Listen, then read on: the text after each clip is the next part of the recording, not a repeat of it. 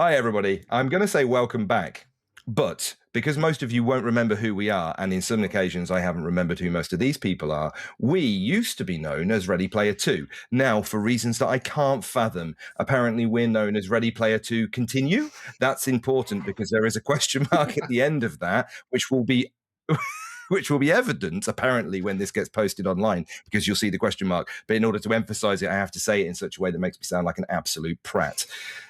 We used to do a podcast many, many years ago when people were running on Windows 7, and some people still are. But now we're back because we've got interesting and fun things to talk about, apparently. They're not that I've thought of any. My name is Rich, and we all used to get together and talk absolute nonsense.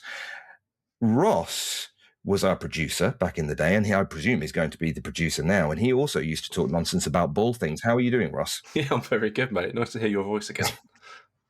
It's lovely to hear your voice. We also have Elle. There she is. There she is. Connecting to caller. Are we still connected? I was a personality hire. Elle is our resident horror enthusiast. Is that the right? Yeah, you can say that. Yeah, okay, I could say that. And I will say that. I did say that, and it can't be edited now. And we also have now our resident celebrity. You all know him, and some of you love him. It's Lee. Oh, me? Mr. Big Time. Yes, you, Lee. Yeah. That's not fair. Why? I want to be just the resident old person like I used to be. Can I just go back to that and we just No, because now you're the YouTube thing? And famous. Yeah, we're riding your coattails now, Lee. Yeah. I'm not telling anyone from any of my followers I'm doing this. Well, that's not. Well, I'll tell my 400 followers, Right. and maybe some of them are still alive. Let me boot him. Hang on, let me kick him off this video. No, don't click buttons, Ross. We've already had enough problems. All right, I'll stop pressing buttons. You're not allowed to computer anymore. Right.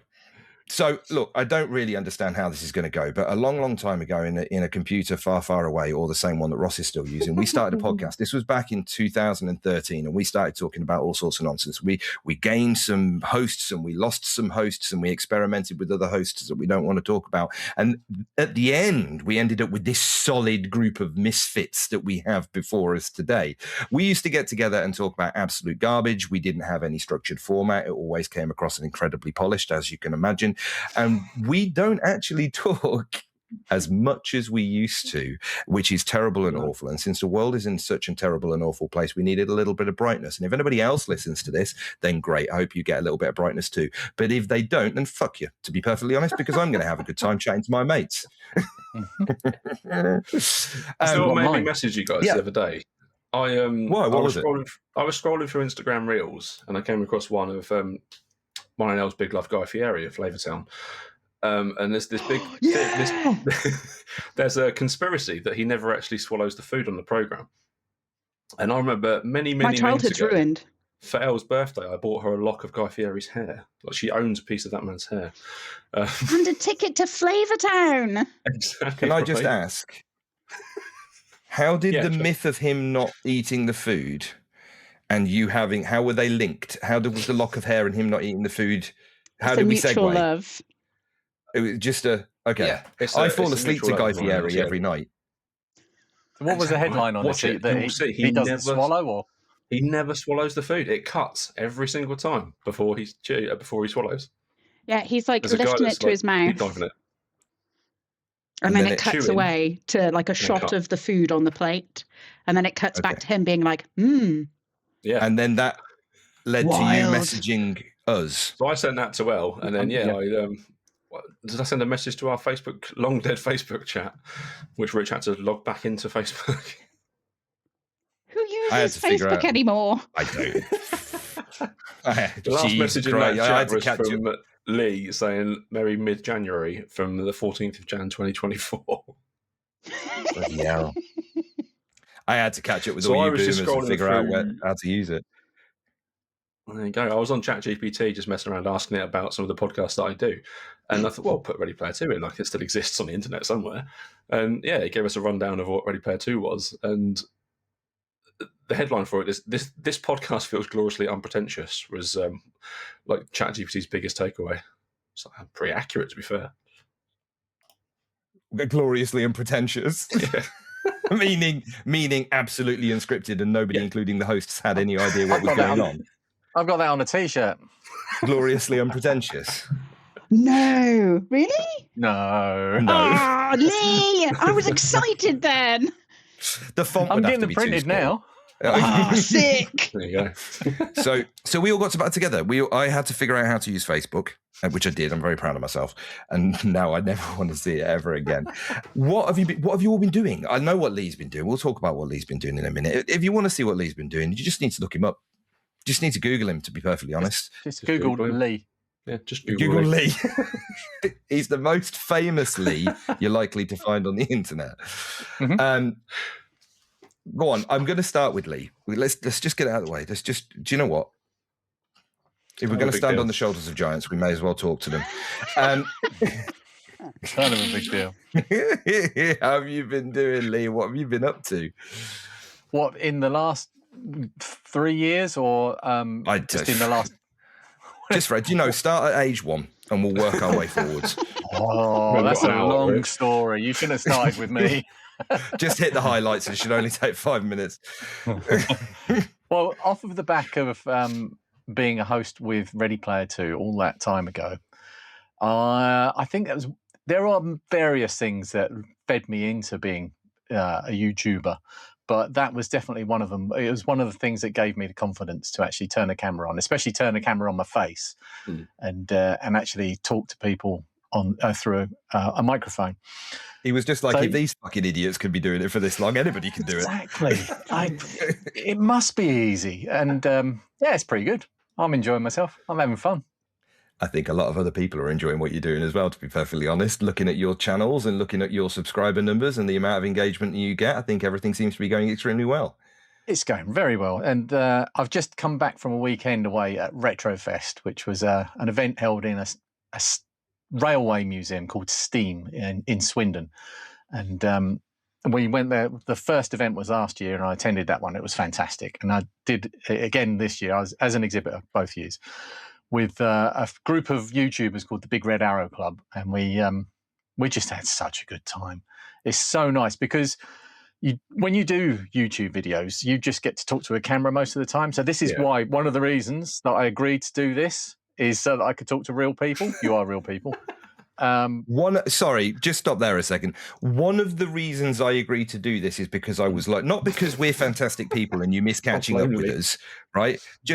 I'm just a bit lonely, fed up of all this fame all by myself. I just talk to some of the people. Scraping the bottom of the barrel with us. What you're saying? No one Do you else know what? You calls me said around that here. you didn't want to talk about what you've been doing, and now that it's started, unfortunately, you're going to be the rib of jokes because there's going to be. I would imagine there's going to be people that watch this at some point who know you very well by now and have seen the stuff that you do. This is a complete change. What were you going to say? No, I was just saying I hope not, but there's no cross promotion for us guys to Dreams over. You may as well kick him out now. yeah, it's fine. Well, back when we were doing the podcast before, everything was very much about recent games, current. I was the VR guy. I was about the future. Yeah, you were all about the future. He was telling everybody it's not like 3D TVs, guys. This is world changing. This is not going to peter out. This is not going to peter out and flatten into nothingness. Trust me, this is the new thing. And then clearly that went so well that he just decided to start looking backwards instead. So far backwards, in fact, that half that shit don't work, and he's got to fix it. That's the best thing about it, actually. My struggle is going to be doing a podcast about playing games, is actually playing games, because over the last, it is 4 years since we actually released an episode. Over the last 4 years, I've probably played that many games. 4 games. Probably. Is that because most retro games are shit? Yeah. I haven't been. No, I have to play them to test the computer that I've just repaired. Technically, I've played a bit of Jet Set Willy, but no. Retro games are the best games, Rich. You know this. The best. And you can evidence that from all of the games that you played in the last 4 years and on these retro systems that you've been fixing. Brilliant. Good. We'll get into that later. That sounds. I can't wait. L. That's not going to get old. Sorry, not gonna it get made you old. laugh, so I'm going to do it. Oh, God. I was just waiting for when she gets fed up with the conversation and slowly goes, Yeah, just disappears. puts it Moves further and further back. with one finger. Yeah. How have you been doing? What have you been up to? I have been living the quiet and slightly disconcerting life of a bog witch, I feel. Living out in the sticks, a menagerie of tiny creatures. Yeah. What have I been up to? So in lockdown, I think every weeknight I was either playing in or running a virtual TTRPG campaign. And although Return to Office has me down to 3 campaigns a week, I am still very much enjoying my tabletop games.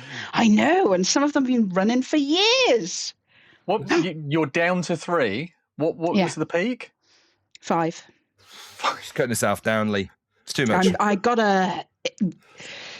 She needed to concentrate the formula. What is it? Dice Rollers Anonymous. Chase that dragon far too hard. Gaming. You sound that feels like a dramatic social overcorrection to lockdown, if I'm honest. No, it was 5. So really love fifth edition D&D. It's my favourite. Don't ask me to play one D&D. That's the devil. I'm a very big fan of the 90s systems. I know they're cheesy, but Earthdawn, primo times. We like the 90s. The 90s. We like the 90s, the weird ones that have you like Ross, tickling people's hair for spells and stuff like that. I'm going to come to you in a minute, Ross, but this is fantastic because I neither understand what either he or she is talking about now. I like the 90s, but I like Oasis and Britpop and stuff like that. That's not right. That's not it. I'm going to end up agreeing with Ross, which is just bizarre. I don't know. I mean, I can appreciate. I understand the retro, and I've played Dungeons and Dragons 2 times in my entire life, and neither of those times did it go well. There was a dungeon in one of them, didn't see a dragon the entire time. It's very disappointing. But you're doing this 3 nights a week. You were doing it 5 nights a week. Yeah, because I love it. I don't know anybody that I'd be happy talking to that often. It was great. So my Wednesdays are my most exciting one because that's my GMing night. That's where I'm a storyteller, and I'm currently running a campaign for Vampire the Masquerade, which obviously I frickin' love. So there's not all one consistent campaign. You're hopping through different. Yeah, so in lockdown it was 5 different groups of people. So 5 different campaigns. And then obviously now it's 3 different groups of people. Wow. I know they tolerate me. Crazy. Good grief. All right, it sounds really good fun. Have you been playing computer games? Oh, yes. Okay, thank Christ. We'll get to that. Oh, my goodness. I'm desperately trying to hold on to a thread that I can relate to here because Lee's Don't already worry. said that he. We're going back to classics. Silent Hill has given the world more. Don't worry. We'll get there. Okay. You guys have been doing way more interesting things than me. Bloody hell. He's built a retro gaming emporium. She's clearly socializing with most of Wales. I'm building a cult. Ross, are you playing NBA 15 still? No, although I did play NBA 27 today. 26, sorry, today. 26, okay. Yeah. We're not in the future yet, Ross. Not quite, no. It's just because I've seen adverts for 27 already. So I haven't played Football Manager 26, though. I'm still playing 24 because they changed the whole thing and I hate it. So, yeah. Oh. Yeah, they've ruined it. They've killed the whole fan base. It's a big thing. They've killed the whole fan base. Basically, yeah. People say that with every new iteration of every popular game that comes out every single year. But in reality, they're all the fucking same and they're all shit, Ross. Yeah, I'm really sorry to tell you. Not the first one. The first one was good. What, a Football Manager what? Or was it just called Football Manager at that point? It was Championship Manager back then. Was it? There was one before that as well. Yeah, there was, yeah. Proper retro. Yeah. Nobody cares. So, what else have you been? I've been. Respect these days. I've been going old school as well. Almost. I've had 3 LAN parties in the past year, where me and my 3 buddies, who ever since COVID have played Call of Duty every Wednesday and Sunday night, 8 PM to 11, regular as clockwork. we all hire a house in Basingstoke, which is set up for this sort of stuff. It's got 3 massive conference tables.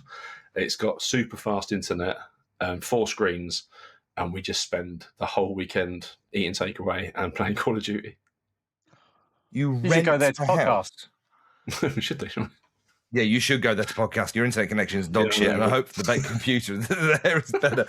But LANs are so cool. Have you just been playing? Really cool. Like, what have you been playing? Well, we played the last time we went, which was 4 or 5 weeks ago. We spent the whole weekend playing Call of Duty. Before that, we played. Started a fresh Borderlands 4. Played it from beginning to end. Leveled up to like level 50 every character. Like it was. We get there on a Friday, plug in 3 o'clock, and then we don't turn off again until Sunday at 11 when we have to leave. Like it's. My wife thinks it's incredibly sad, but I know you guys will understand. It's not incredibly sad. It's so cool. I can look. Warcraft and Starcraft were my kind of LAN parties, but LAN parties, no matter what game you're playing, is a good time. Yeah, exactly. Yeah, and it's just good for you. Anything like that. It's just good. I would love to have a Counter-Strike LAN party again. That would just be the dream. We played Counter-Strike. Me and Lee went up to Blackpool a while ago. I can't even remember when it was now. We went up to Blackpool to what was it called? Play Expo. And that was really good fun. So lots and lots of arcade machines, lots and lots of retro consoles and all of this kind of stuff. And we played Counter-Strike, and I took Eli. Oh, nice. Who, by the way, is now nearly as tall as me. He's got a mortgage. And he's 14 now.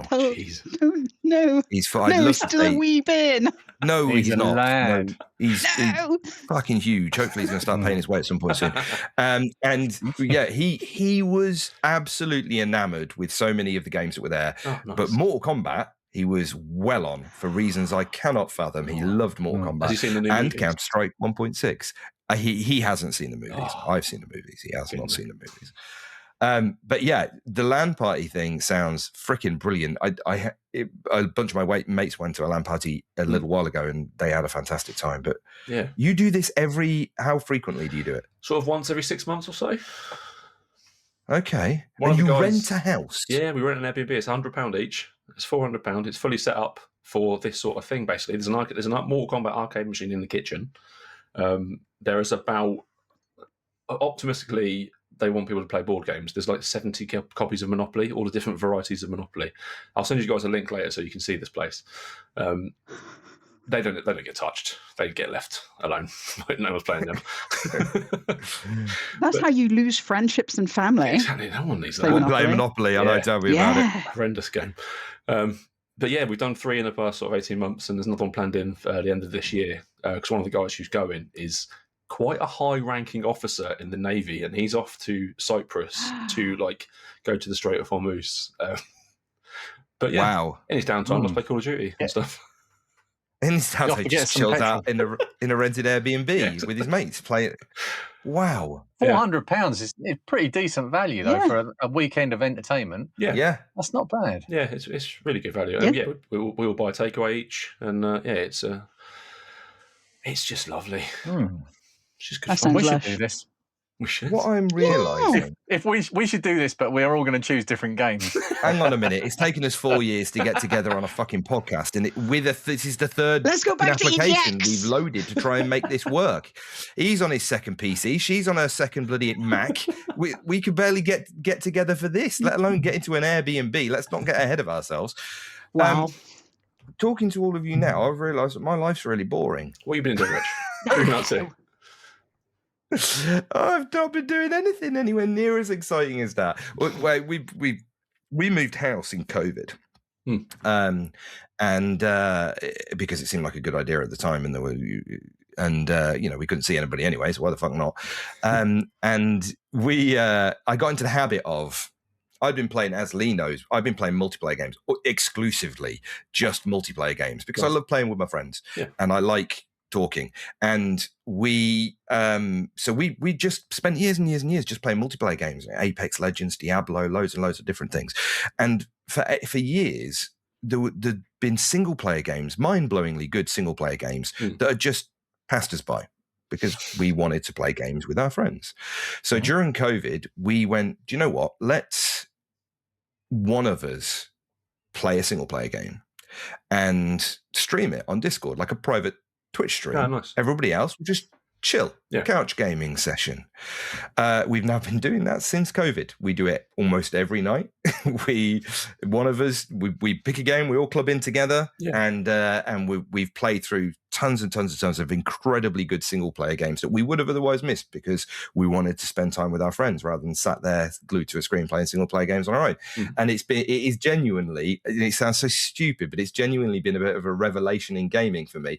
I thought that hanging out with my mates was about playing multiplayer games. And I should have known better because it's not what we used to do. You know, back in the earlier days when one of you had a console, you know, one of you might have had a Nintendo, one of you might have had a Sega or a Amiga or whatever it happened to be. You go to that person's house. Don't point them all out, Lee. We'll be here all night. You go to your friend's house to play that game on that console, and they come to your house to play your game on your console. And couch gaming, that's how it worked. So I don't understand why it didn't occur to me, but it just doesn't anymore, right? But we've gone through so many, and the best ones are multiple choice games, the ones where like Until Dawn and stuff like that, where if you're quick enough, everybody who's sat there watching gets to shout out a direction, and you know, I think we should jump over the log, or I think you should stab her in the left eyeball, or whatever it happens to be, and so everybody gets to be involved in the decision making process, unless I override. Do what you want. Are you in the driving seat then? I'm often in the driving seat because I'm not frequently patient enough to watch somebody else get things wrong. Controller. Yeah, I was always one of those guys. Unfortunately, I have to be a controller. It's too painful to watch somebody else get things wrong. I will get stop it, Lee. Savage. You surprise me, Rich. Do you know what? I didn't come here for this. I'm driving the car. If I wanted to be mocked, I could just go and talk to my wife. All right. So that's what look. I've been doing loads of other things. My life is not that boring. I've done lots of other family things, lots of other worky things, but they're all boring shit. We don't need to talk about on the podcast. It's really good, but I am very happy to have all of you back and all of us talking again, even if it's about retro stuff I don't understand, Dungeons and Dragons stuff I definitely don't understand, and ball things I don't care about at all. But it is really nice to have all of us together. Does anybody want to talk about a particular highlight? Now, it's going to be difficult because we haven't got together for so long now that there's nearly 4+ years probably of stuff. Now, so it might be recent. In Lee's case, it won't be recent. It might be recent. It might be something you played over the last 4 or 5 years, or a film. Do you know what? Are we going games? Are we sticking with the game theme here? I think we should, yeah. I think we should. Yeah. All right, fine. Fuck it. If it's a film tie-in of a game, I'll allow it. Who would like to talk about something, a highlight, something that they would like to get off their chest after the last 4 years and share with the class? Elle's about to explode. Elle, I could see her twitching. I thought I'd keep talking to see how much I could build the tension up. What? I'm not going to explode. Oh, I am very excited. Okay. So, as some people may be aware, or obsessively watching Konami for announcements, they brought out a new entry into the Silent Hill catalogue, the IP, which was Silent Hill F, which I really enjoyed. Similar to you, Rich, like sometimes there's a group of us that would like to play video games together. Because I am desensitized to horror, I will be the driver because reasons. This helps the game flow a little bit better, right? Just, it just happens. We run through things, we're stabbing people. It's great. It's a good time. And I had the pleasure and the privilege of being the driver for Silent Hill F. Not that I would have given anyone else the chance to drive that game. So, again, it's not going to be a surprise to anyone who's listened to me blather for a very long time. It's a little bit of a departure from the OG, given that it is set in 1960s rural Japan. But being a bit of a weeb, I was like, oh, good, 2 things I love, bring them to me. So you're swapping like the grey American fog for rice paddies being also swallowed by fog. And you play as like this young woman who is like kind of trapped between this abusive home life and this impending arranged marriage, and just the nastiness that exists in this town. It's quite backbitey. And it was an absolute joy to play through it with all of the nasties that I think her name was Shimizu. All of the nasties that she had experienced growing up. Like, I love the doll creatures. They're kind of like the standard of beauty that one would have to grow up with, I suppose. Just experiencing so many nasty things in a new frame. I love monsters being couched in an element of reality.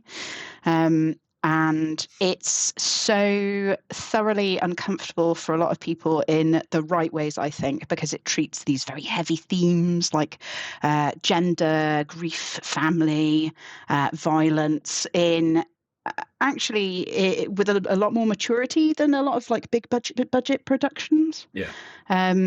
I adore it. I found myself a little bit obsessive about it. I love the monster design. The monster designs are very cool.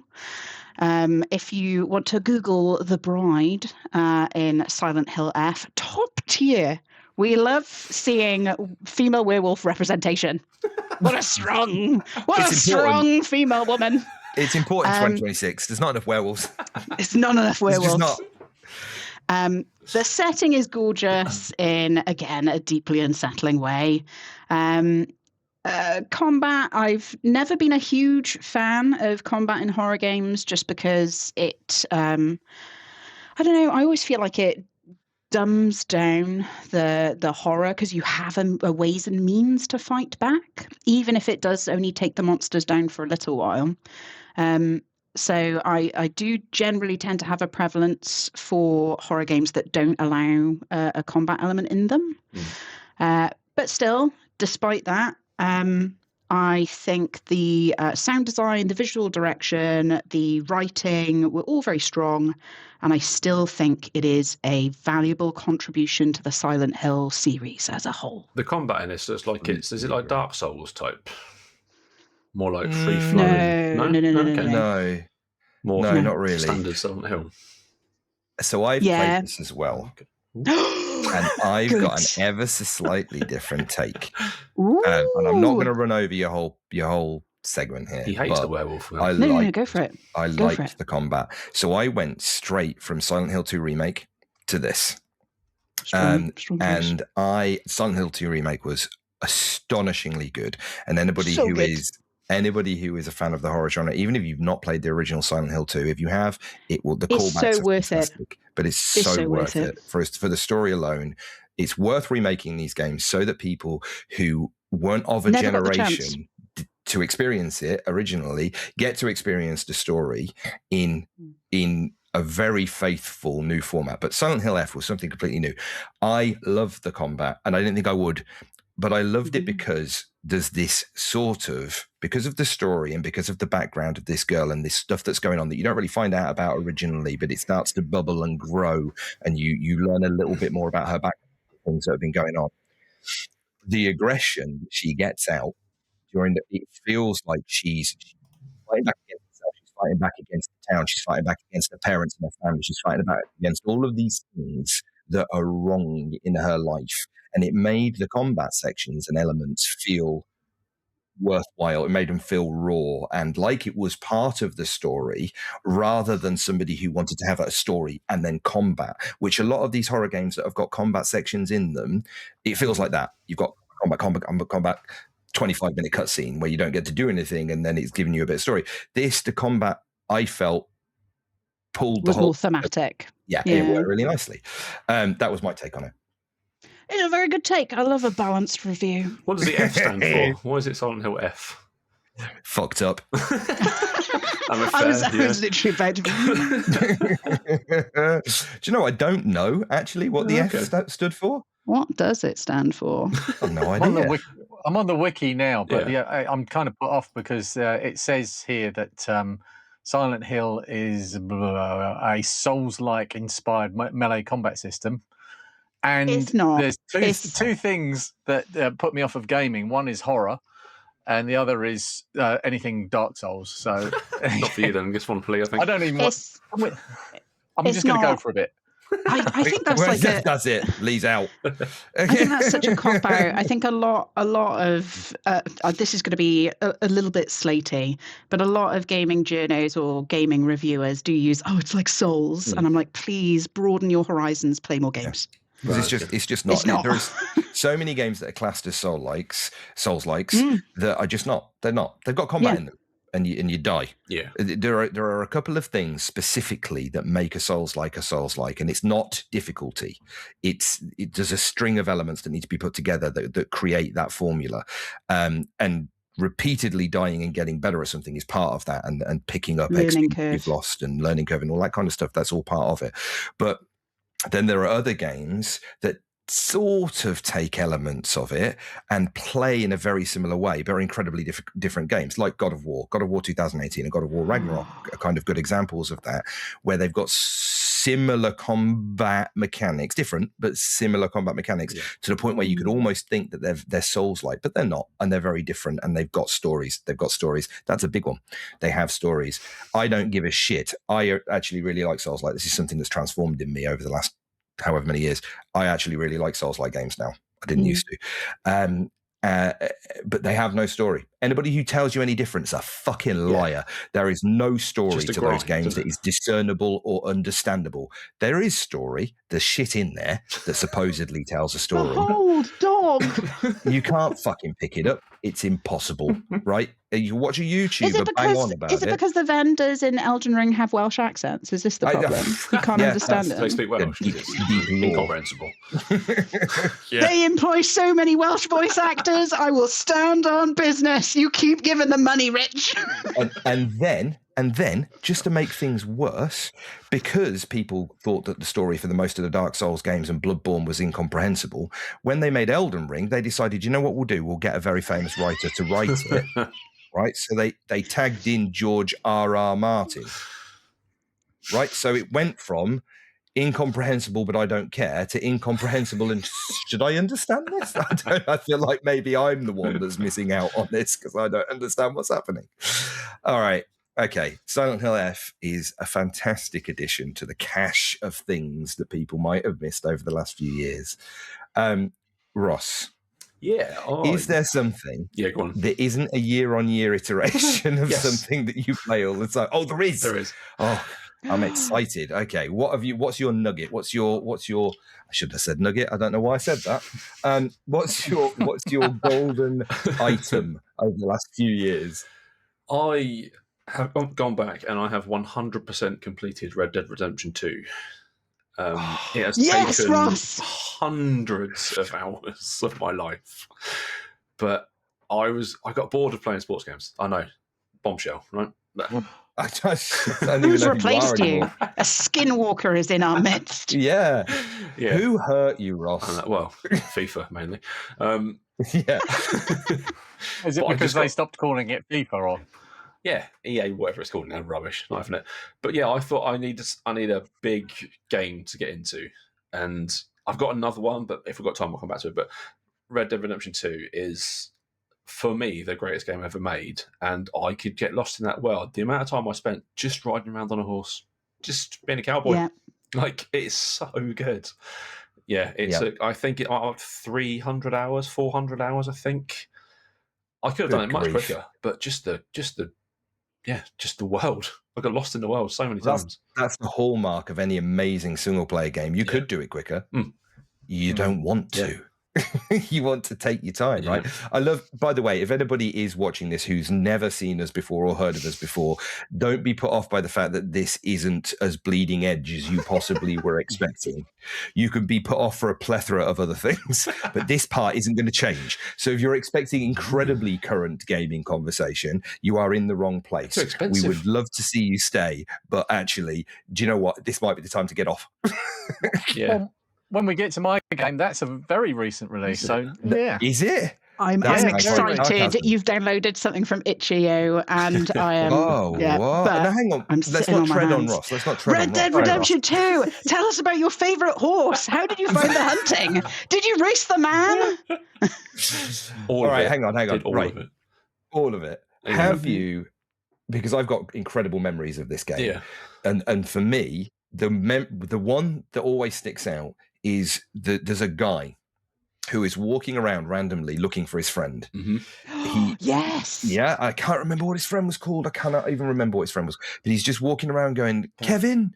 I can't. His Gavin. friend probably Yeah. Is it Gavin? Gavin. Yeah. Oh, it's very Oh, close. so close. Gavin, where's Gavin? Have you seen Gavin? And he just fucking turns up. Yeah. And to this day, absolutely no idea who he was, what he was doing. There was no discernible quest line that you could pick up from him. No. Nothing that you could do with this NPC. But for some reason, it really stuck with me. I was thinking about this guy and his lost friend Gavin for ages after I finished this game. Uncomfortable amounts of time. Yeah. Are you digging up like old memories here, that old traumatic memories? Yeah, a little bit. We've got mean- Silent Hill F and the Red Dead. I can't wait for your game. This is bringing up all the emotions in me. What was your moment in the game? If you had to pick a moment or a scene or a quest or whatever it was, what was the one that stuck with you? Well, I guess we're pretty much past the point of spoilers at this point, right? It's coming out in 2018. It's I think the watershed's gone, if I'm honest. the Spoiler alert. when you finally catch up with Micah at the top of the hill in the snow, and then Dutch comes out of the barn, and you, oh my god, I replayed that scene so many times to try and shoot them both. You can't do it, but it's breathtaking. I don't care about Grand Theft Auto. I don't like that world, but the cowboy world, give me more of that, please. Did you play any of the online, or did you exclusively play the single player? Just solo, yeah. Just all single Just player. single player. Yeah, I played it when it first came out. What does the online give you that over the single player, apart from other people? Is I it think just other like people. multiple PvP. No, I'm not in for that, multiple no. players quest things, or I think so. I think it's very similar to GTA Online, or it's like GT Horse.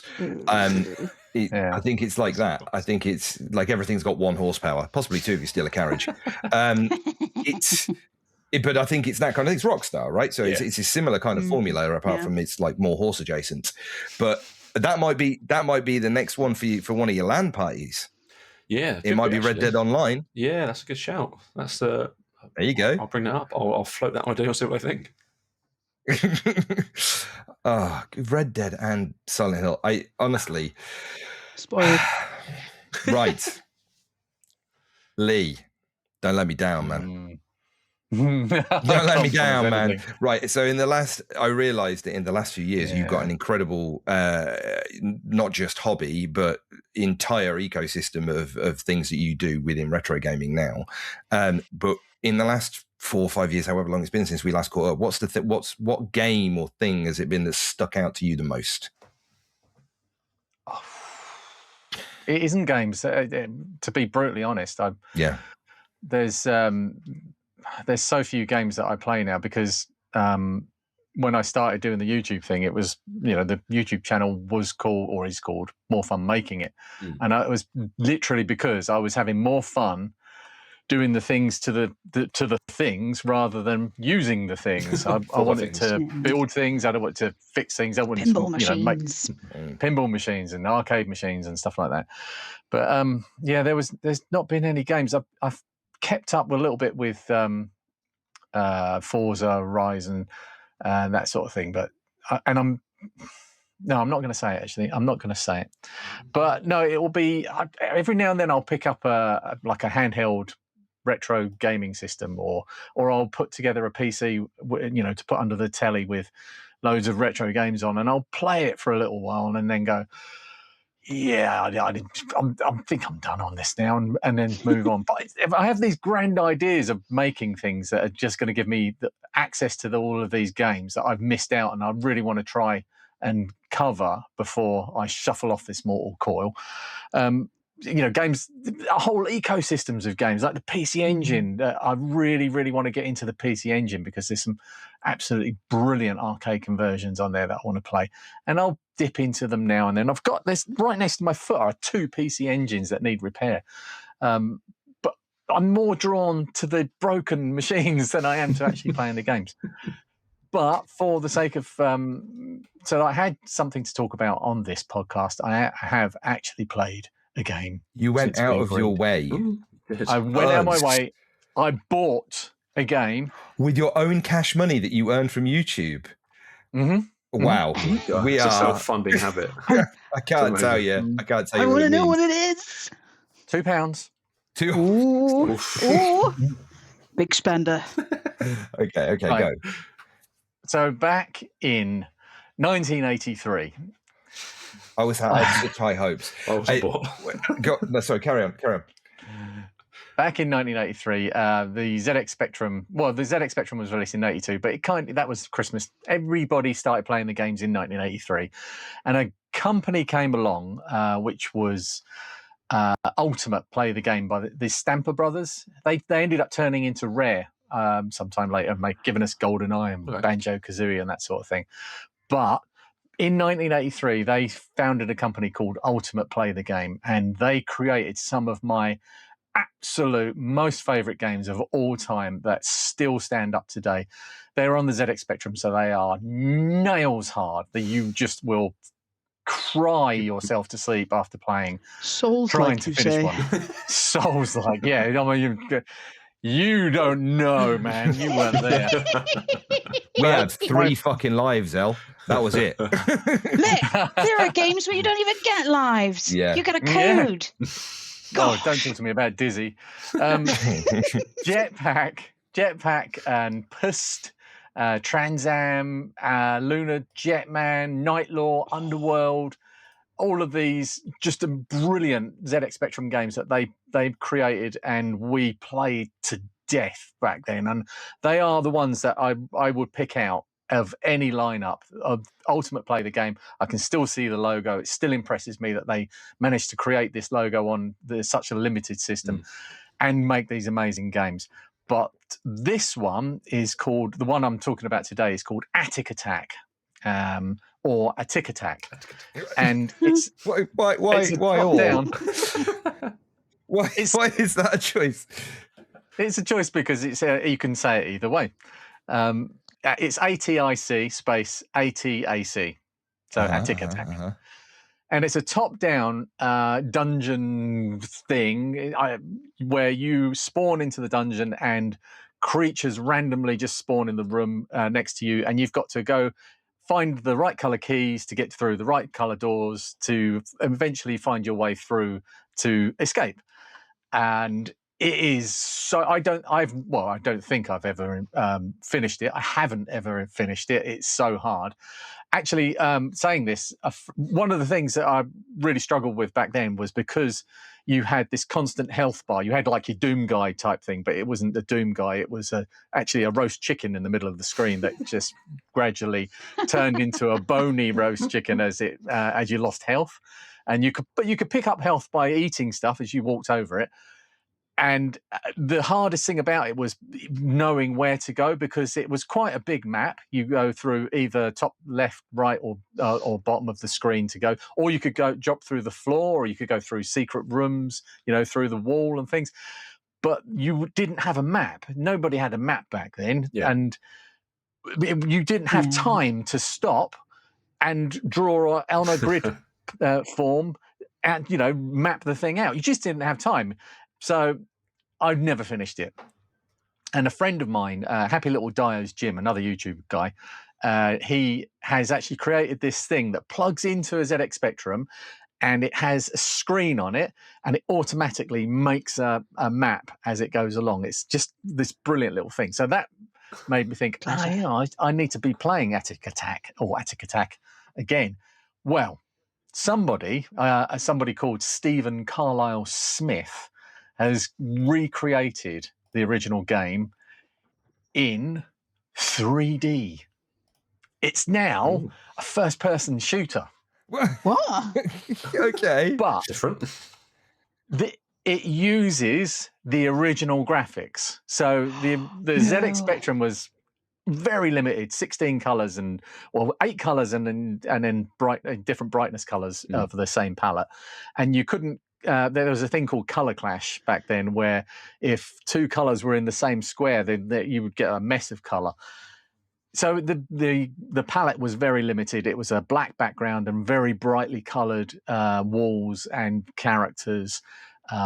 You could play as a knight, a serf, or a wizard, and so the wizard could go through bookcases.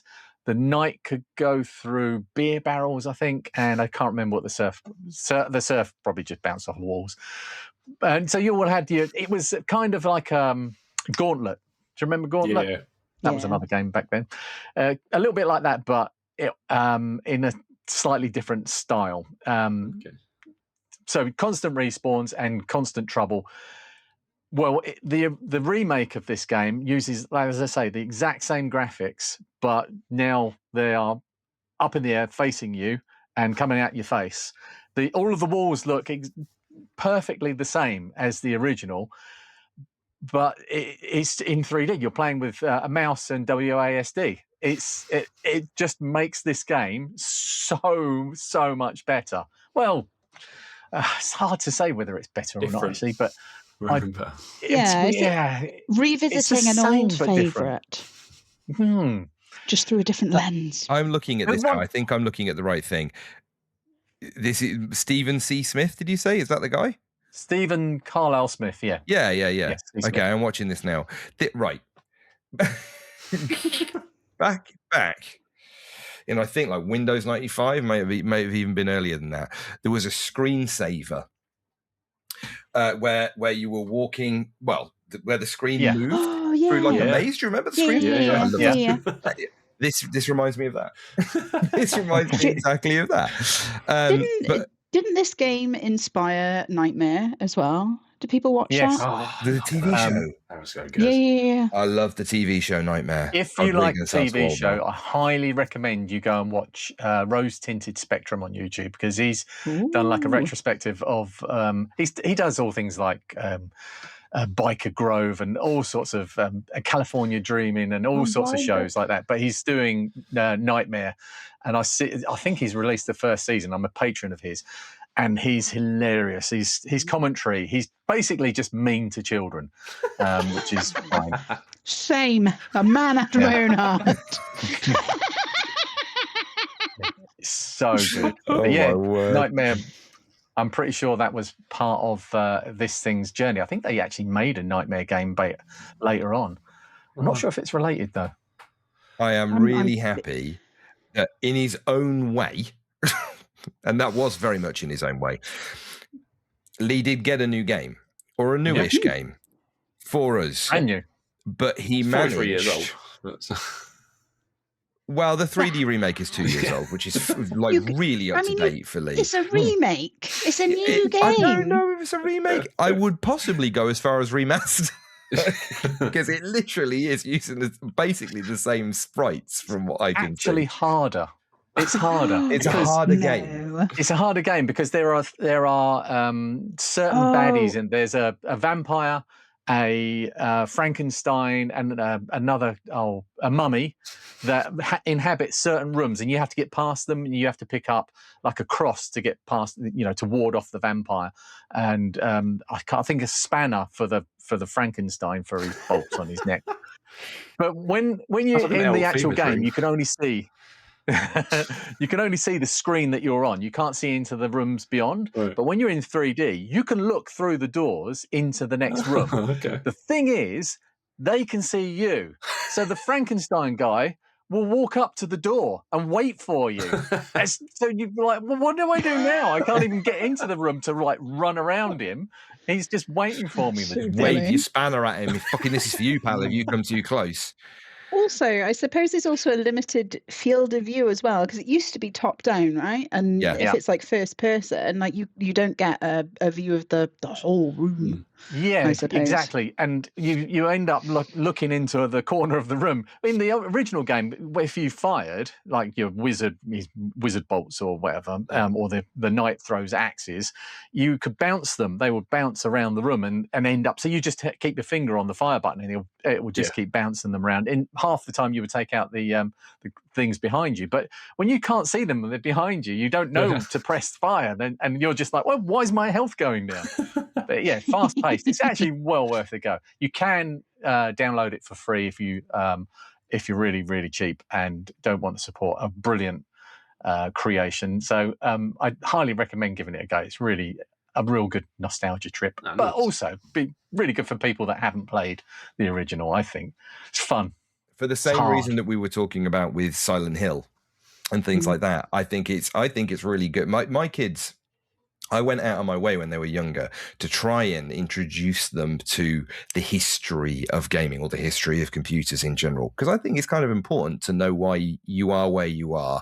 And yeah, all right, fine, play Roblox all day long, but appreciate how we got here. Appreciate why you can play this mind-numbing nonsense, and it's not all mind-numbing. They do have a good time. Back in my day, you couldn't just Google a guide. You had to phone a number on the back of the game box, and then they would talk you through it. Yeah, and DRM... right, was a code wheel that came in the box. You had to open it up. You had to turn the things to the right thing in order to start the game and stuff like that. It's so I got like an NES, and I've got other retro consoles here and stuff, and tried to get the kids to play those games. Couldn't do it. Too hard. No. Too hard. Yeah. Couldn't do Chippendale Rescue Rangers. Nearly absolutely finished my daughter off. I wasn't sure she was ever going to play a computer game again after that. They're too hard. Lion King, forget about it. Not a chance. The Lion King was very difficult. It was very difficult. I genuinely forget about Dark Souls, like one of the hardest games of all time. Yes, ever. Do the jumping thing in the Lion King. Yeah. I actually think that game preservation, not just game preservation, but the preservation of the memory of how we got here, the pedigree of the appreciation that you get from understanding why you are where you are, I feel, and this is somebody who's lived through it, so it's a bit different possibly, but it lends itself a lot more to the enjoyment of the medium. And a great example, and it's not the gaming necessarily, but when the new Spider-Man came out, my son really wanted to watch it. Eli really wanted to go watch it. And I said, you know what? You won't appreciate it. You won't appreciate this film unless you know where we came from. So we watched all the original Spider-Man films. We watched Venom, we watched X-Men, we watched just to understand where this was coming from, so that and the payoff when he watched the latest Spider-Man film that had Tobey Maguire and Andrew Garfield in it as well, and the callbacks, it was just to see his face sort of light up when that happened. It's a similar thing. I do think it's important that people understand, not even if they don't fully play all the games, even if they don't play them end to end and adore them in the way that we did when we were younger, that's fine. Yeah. I think it's an opportunity that people have, because like, what a privilege to exist in a time where you've got like a back catalogue and you can be like, oh, this looks really cool. Yeah. What else can I enjoy from it? It's not like you've found the first fun. entry. Yeah, you just, what a wealth of content. I've got a box here that I've been sent with a kit for me to build, which is the first accepted games console. Okay. Is this the Binatone? I bet you do not know what it is. There's no way. The first accepted games console. The first computer game, the first proper computer game. PlayStation 1. Electrical. No. Is it an Xbox? No. Is it electric, or are we talking? Yep. Is it electric? Okay. Look, there you go. You could take It's not made of wood, El. Oh, I bet there's wood in it. I wouldn't be surprised there's wood in it somewhere, even if it's just to power it. It's a fair assumption, but no, there's no wood grain case for this one, I don't think. I don't know if I can think. The earliest I can think of is the Binatone. I can't show it. It's in a box and it's not been made yet, so it's got my address. I was going to pick up the box, but it's got my address on it, so I'm not going to dox myself. No, don't dox yourself. It is. Do you want me to say? Yeah. Yeah. Or before Go on. It's a PDP-1. PDP-1. Never even heard of it. PDP-1.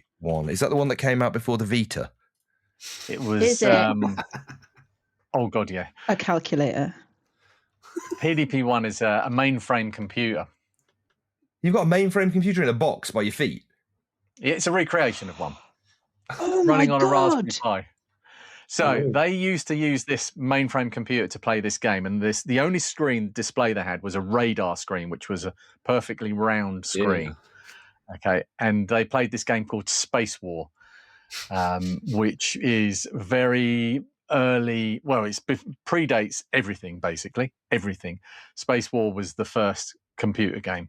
Wow. And it looks a bit like Asteroid. So you've got the ships on the screen that can swivel around, but it's a head-to-head game. You have to shoot the other guy, and there's like a black hole in the middle, and you can slingshot yourself around the black hole, and it's just amazing. But the screen that they played it on, this radar screen, had persistent phosphor on it, so it left trails as you moved around. It looks glorious. So I've got that, and it's got two of these authentic looking controllers that are wired, so I can play some head-to-head Space War. What you do Yeah. has never sounded cooler than what you just explained. Like, this is a massive machine. I just looked it up. Yeah. Like, that's wild. Yeah, that's No, not the a box is first only this accepted big. console, I think, is Are a you going to little build bit it of a that stretch, size? I'm going to be You're honest. going to need a new shed. New shed. He said it's a recreation. Can't be the original. That thing's the size of my mum. He's not going to fit that in a box by his feet. Well, the original, I think it's there's a computer museum in I think it's in Frankfurt, and they've got a PDP-1 there, and it's literally priceless. They only made a couple of hundred of them, and that was the sort of thing that they sent off to MIT. But yeah, I've got the one I've got is called a PDP-1, so it's got a Raspberry Pi inside it. Right, okay. But it's got all of the switches and the blinking lights and stuff. Have you got a round screen? No, it doesn't come with a screen, but you can just connect it up to a HDMI monitor. But I do want to make a cardboard cutout. Thank you, please. Like a wooden circle. Good. Yes. Yeah. No, I want to buy a round screen. You can buy round screens. You're going to buy a round screen for them. Yeah, and I'm going to 3D print they're called watches. You just get like a Samsung Galaxy. I want it to be a bit bigger than a watch. It needs to be a classic CRT monitor. A round one? Yeah. His YouTube channel's doing all right, but I don't think it's doing round CRT monitor all right. I believe in Lee's industrious spirit. I don't like CRTs simply because they take up so much bloody room. There's 3 in here, and I just don't need 3 of them. Please subscribe to Lee. He needs new shed money so that he can have a new circular Please. We need to make this happen. Yeah. He needs a round monitor. It's just important, right? Yeah. Please get on board with this appeal. They dial 0800. I'll start a GoFundMe. Roundy screen.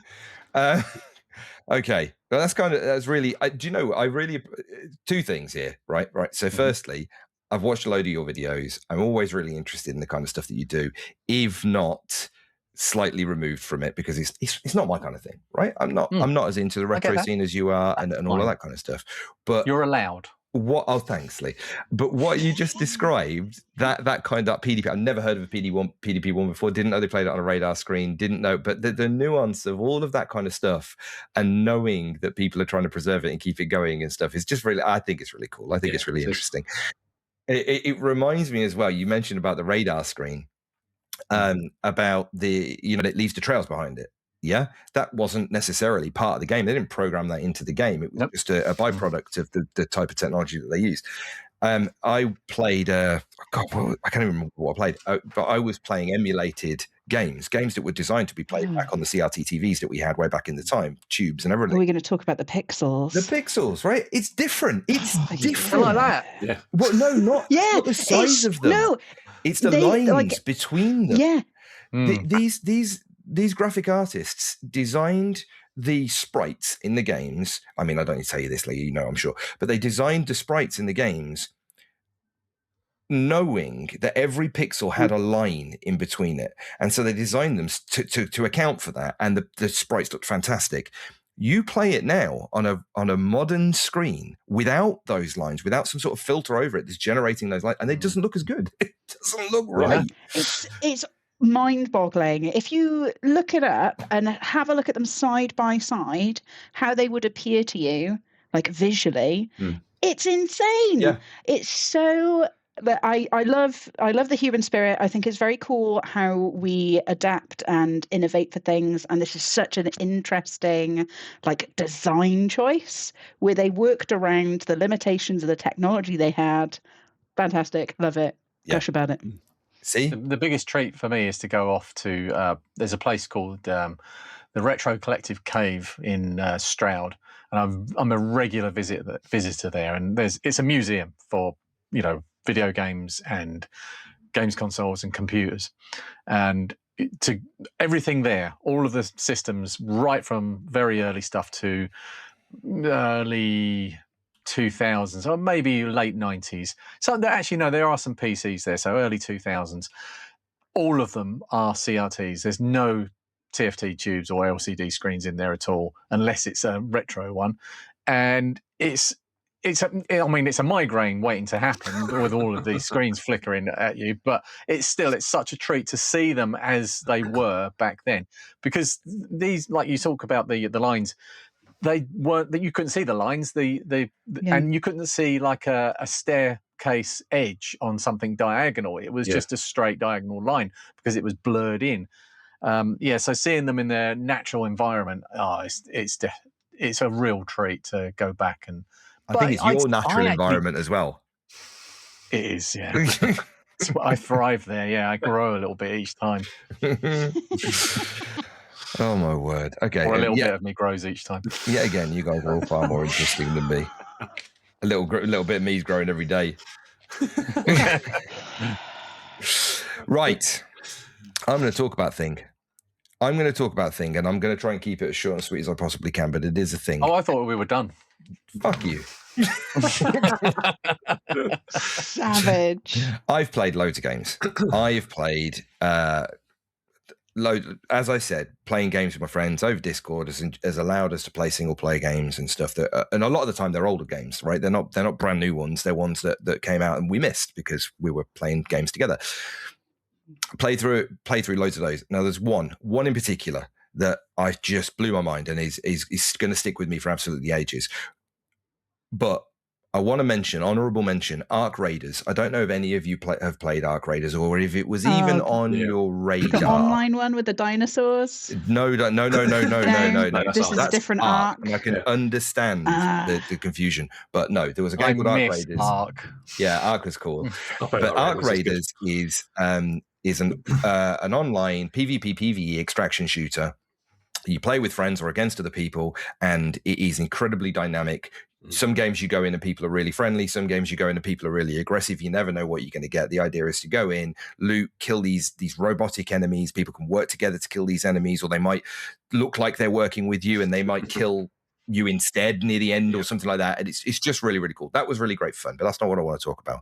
What I really want to talk about, everything that I've played, Horizon Forbidden West, flipping Resident Evil 4 remake, which was astonishingly good, by the way, and lots and lots of others. Kingdom Come Deliverance is genuinely one of the greatest games I have ever played. And this came out of nowhere. I did not expect it. And Ross, because you enjoyed Red Dead Redemption, I strongly recommend Kingdom Come Deliverance. Now, Kingdom Come Deliverance 2 is a better game, but you definitely want to play the first one first. Now, I didn't expect to like this. For one major reason.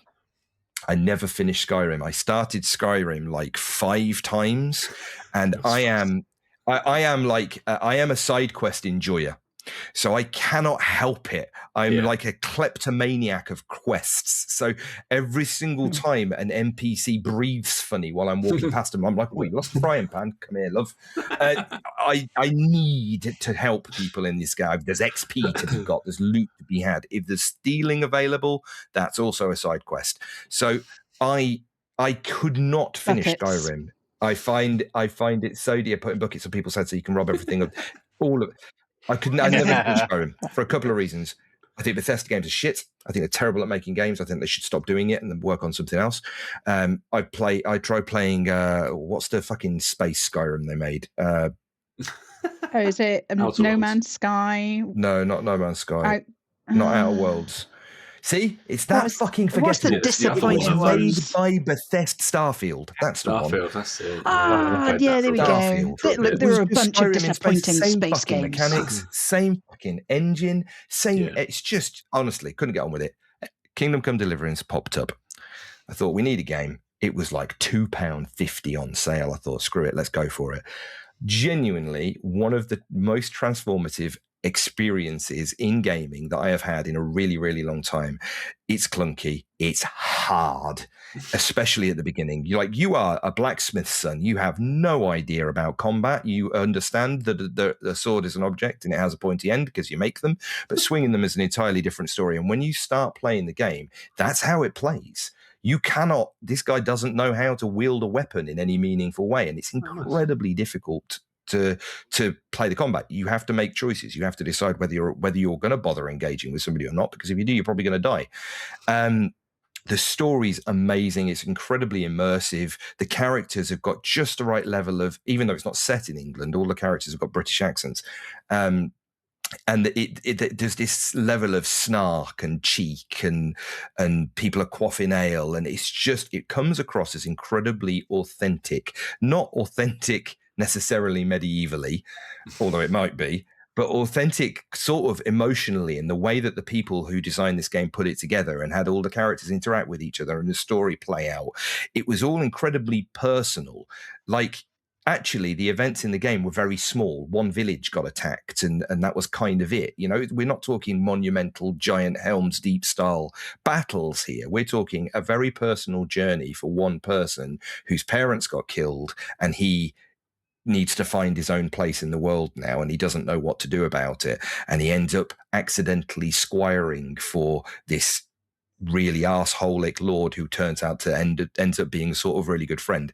The whole thing, the way it plays, the way it was put together, it's incredibly difficult to explain, but I cannot emphasize, if you enjoy single-player games, if you liked Red Dead Redemption, if you liked Skyrim, if you like these kinds of things, give it a go. The second game is even better, in my opinion, but it's definitely well worth playing through the first one first. And it's not a chore to play through the first one first. It is still a fantastic experience. Yeah, it's probably not very expensive, right? I don't know how much it is, but it's there you go. It's 100% worth $5.99. What really appealed to me from what you very first said there was that you focused in on the progression part of it. Yeah. And that you started with limited abilities. And it just reminded me of the first, well, not the first Need for Speed game, but Need for Speed Porsche Unleashed or Porsche Challenge. Can't remember. It's a or it might even be just Need for Speed Porsche, where you started out in a crap car. Yeah, and you had to just build the cars up. So that in a game, it's just something that really appeals to me. Is that just that not linear, but natural progression into being better. It's so natural. It's one of so this is one of those games, and I love this. And this isn't unique to this game. Quite a lot of games do it, but it's one of those games where the more you do a particular thing, the better you get at it. So the more you use axes, for example, the better you get with axes. The more you use a shield, the better you get with shields. The more you use lock picking, the better you get with lock picking. There's not just a leveling system where you level up and at level 2 you go, I'm going to put some points in lock picking.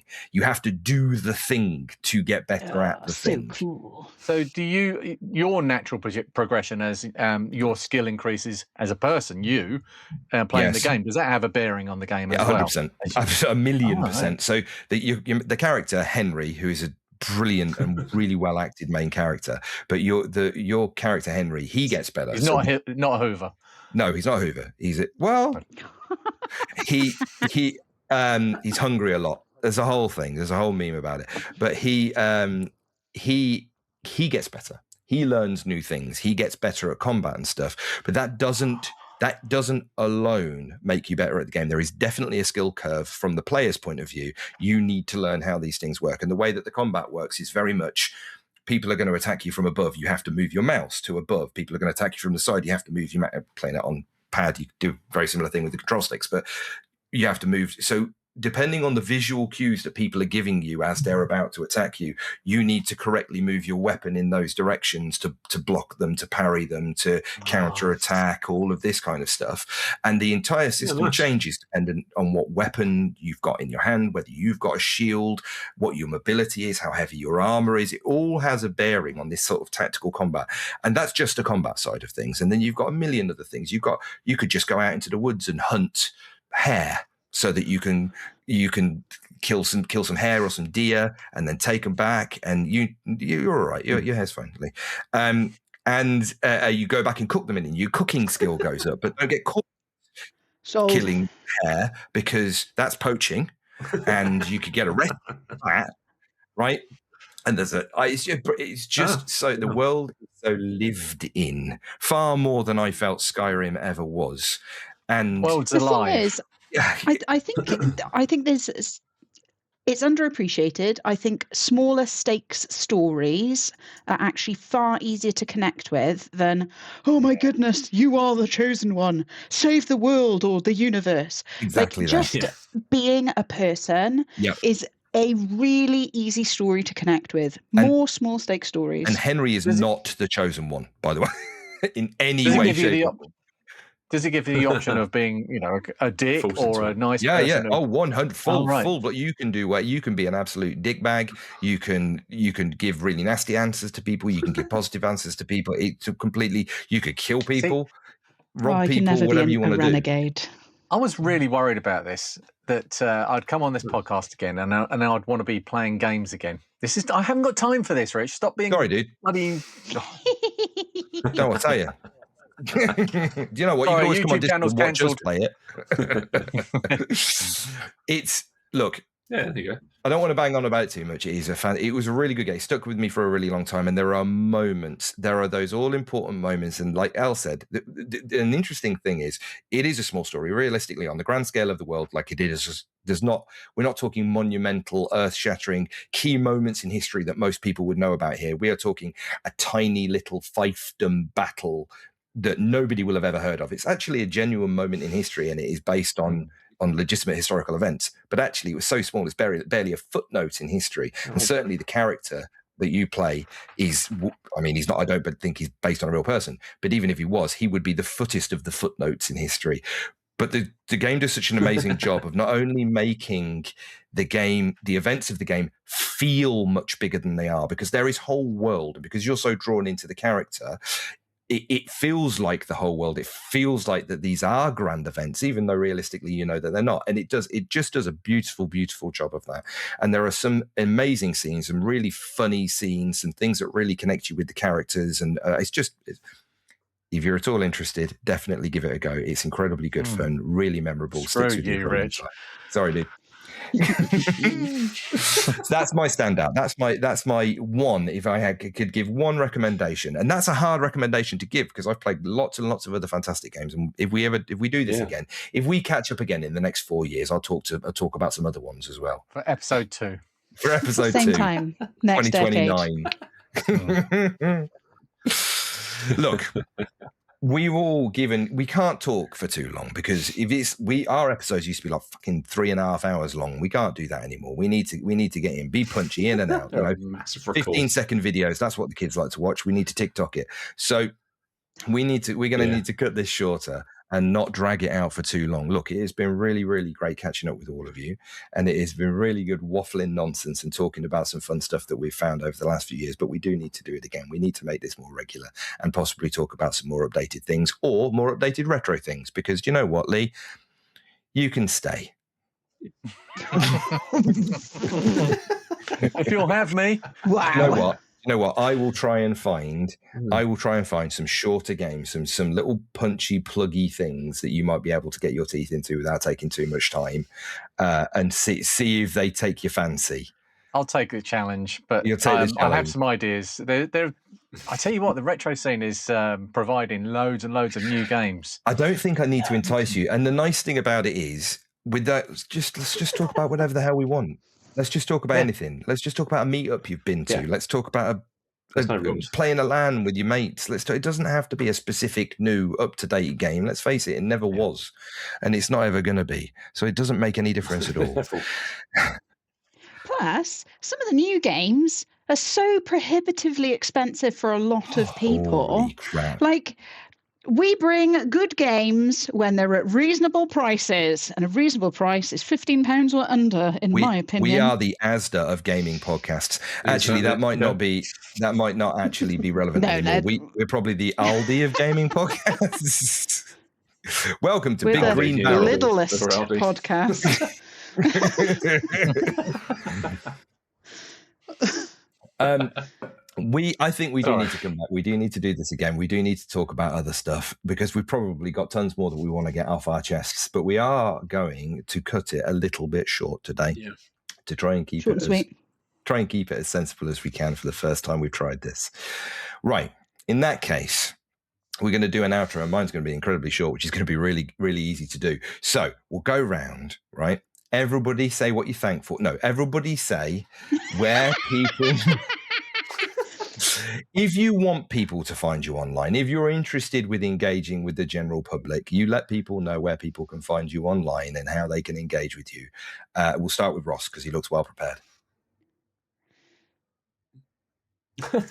Always. You can find me at Rossbell __ on Twitter if you really, really want to go to that cesspool. But mainly just find my my golf podcast. I'm a golf YouTuber these days. It's Forecast Golf Podcast on YouTube. Like and subscribe. Like and subscribe. I haven't heard that in so long on something like this. That's brilliant. Elle, how about you? I exist between the realms, hopefully not able to be found, but should the fancy take you, at Escaping IRL. Not that I generally frequent such social media platforms. On Twitter. Far too busy forming people's nightmares. Yeah, okay. The people that need to know are Noah. And speaking about the people that need to know people, Lee, not that you need to tell anybody where to find you, but just on the off chance that there are some uninformed Luddites watching, where can people find you? I am more fun making it over on the YouTubes. I'm also more fun fixing it, but more fun making it on Blue Sky is social media. But there's also a really, really good Discord channel if you're interested in retro hardware repairs or just the whole retro scene, and you want an amazing community. It's quite a large community now of like-minded people that are super friendly. It's a very, very safe place. We keep a very close eye on what goes on there, and all of the normal social media nastiness doesn't exist there. So if you can find links to that Discord, which is the Retro Hardware Discord, in any of my videos, come and join us there. Come say hello. Brilliant. You can find me absolutely nowhere. I have his mobile number. I'll just get it for you. No. We're all good. Thank you very much. Not doxing you. This is our first time back. Yeah, doxing. Let's give my mobile number out on the second episode. That's oh the my polite God. thing to do. Keep them wanting you can't more. Find me anywhere. I am. No, I am that's well for off. people who win the lottery. Like we'll do a draw. Oh, thanks. If you're really desperate, he is actually on the Retro Hardware Discord, but he just doesn't actually visit there. There's no point messaging me on any social media. I don't delete my accounts because I'm not somebody who desperately needs to delete their accounts to prevent me from going on social media. I just don't go on them. So if you do happen to find me on Twitter or anywhere else, feel free to message me. You won't get a response. Not because I'm rude. Not only because I'm rude, but because I am simply not on social media. I find it much easier for my mental health to not bother at all. I do have some YouTube videos, and if you want to find me on YouTube, you can look up Newbie5, but expect one YouTube a year, if that. Other than that, I will be here, and I will be talking to my friends, and maybe you can find me via them at some point. Oh, awesome. Right. Yeah. I will be talking to these people who I am on the podcast with, some of whom might like me, but I haven't had that confirmed yet. Possibly should have done before the show started. Thanks, Lee. Right. It's been an absolute pleasure catching up with all of you again. Thank you very much for joining me and talking. And we do need to do it again. Let's not put a time on it, and let's not promise the earth because we are awful at this. But let's try and get back together, do it again soon-ish. Put something else out so that if people ever watch this, they maybe get another episode at some point in the future. Does that sound fair? Tomorrow night? Tomorrow sounds great. I'll be there. Right. Thank you, everybody. And if you are, what we can't do tomorrow, Elle's got to do D&D. Come on, Lee. We've got to work around the schedule. I've got a shrang to play. A what? Yeah, that's a question for next time. Oh, God. Oh, God, we're getting clickbaity already. Fucking brilliant. Right. Look, you've got to have a cliffhanger to bring I kill my people elves back. with this one neat trick. Click. Thank you very much, everybody. If you are watching, thank you very much for joining us. If you watched and you listened to Ready Player 2 back in the day and you've come back again, more power to you. I can't believe you stayed with us this long. I can't believe Lee's still with us, let alone you lot. So thank you very much. We will hopefully come back soon. We will talk more nonsense. And if you do engage with any of these guys on social media and you want to hear about anything from us, if there's any games you're interested in talking about, any changes in the gaming industry or anything at all that you would like to hear us talk nonsense about in absolutely no meaningful way, but with the authority that makes it sound like we know what we're talking about, then you let us know and we will try and accommodate. Thank you very much, everybody, and goodbye. Bye. Bye.